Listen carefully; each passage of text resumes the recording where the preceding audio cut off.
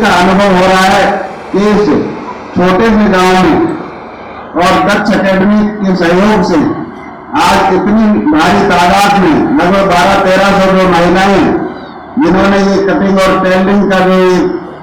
Course किया है, जो अनुभव किया है, उस अनुभव को आज मैंने देखा इतने अच्छे तरीके से इन्होंने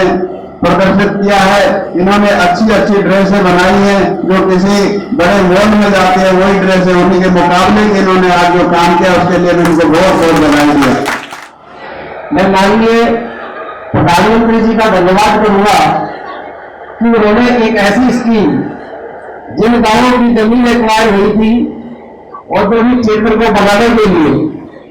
उन बहनों को इन कामकाजी बहन बनाने के लिए कोई प्रोग्राम शुरू किया। ये माननीय प्रधानमंत्री जी की सोच का एक हिस्सा है और दक्ष अकेडमी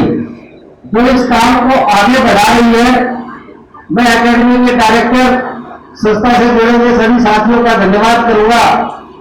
कि जलियावास सुखाना और आसपास के इस बैकवर्ड इलाके में आकर के इन बहनों को बड़ी मेहनत के साथ, बड़ी लगन के साथ जो आपने ये तैयार किया है, आपका बहुत बहुत धन्यवाद है। और मैं हरियाणा सरकार का भी धन्यवाद करूंगा कि HSIIDC तो हरियाणा सरकार के अंदर में आती है, क्योंकि इस ट्रेनिंग का सारा खर्चा